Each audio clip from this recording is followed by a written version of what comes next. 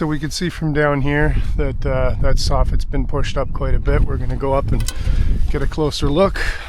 Basically what you're dealing with here is she's forced up that soffit and kind of forced her way in. So right up in here, same deal. She's pushed up the soffit and forced her way in. Again, I say she because we are getting close to baby season. We're going to check out the rest of the roof. For example, these attic vents. I always just like to give them a tug just to make sure they are sealed down and that it's not a point of entry. A lot of times you can see when there has been an attempt at an attic vent. So something else we found while we were up here, you can see at one point they had squirrels. She was explaining that to me. And it looks like they've spray foamed some here, but you can see here, it looks like they've kind of forced their way in there. So it might not be active right now, but that's definitely a hole from squirrels. Okay, so what we're doing now is covering up the squirrel hole. We've got a piece cut to fit right here. We're going to screw it into the roof, tap it into here, screw it into the liner of the soffit, and then we're going to get another piece over there in the corner, kind of finish it off. So get started here. It's always lovely working in the rain. Put another one there. Put another one there.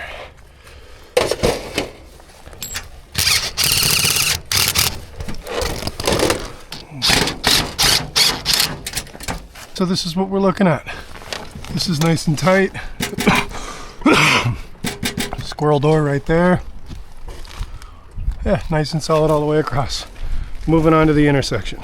Okay, so now what we've done here is we've cut a piece to fit right in here.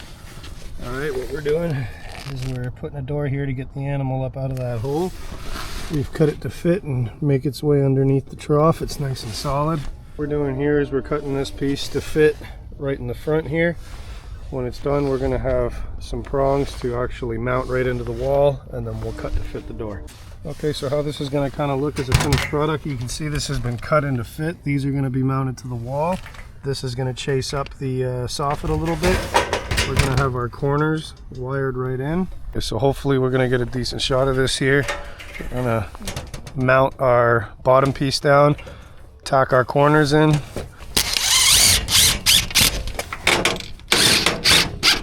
And bend the rest of our prongs over here. Okay, so here we are setting up one of the attic vent covers.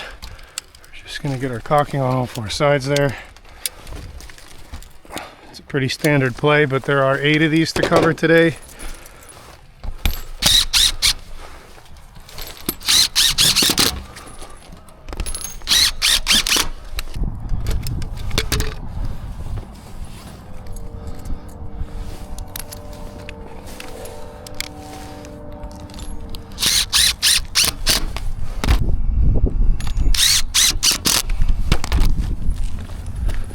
And you take your time when you're on these sharp angles.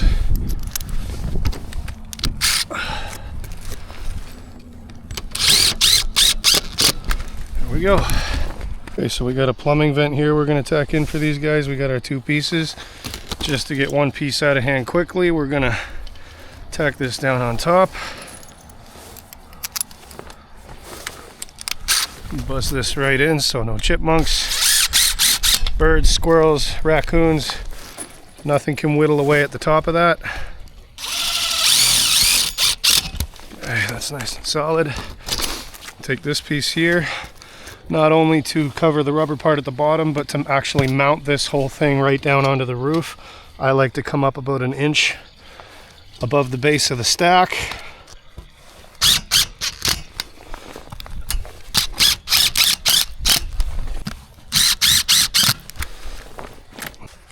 Alright, so what we got here is this is a spot where the raccoon actually pushed down in an attempt to exit. So we've just sealed it with some mesh. Right now we're just going to go along and cut the edges all the way across. Okay, so this is the other intersection that was forced in. Now we've got it braced in with all this mesh right neatly into the corner. We've also brought it out on the roof a little bit further than normal just because the damage was extensive in this corner. So we want to make sure that it has as little chance as possible to further that damage.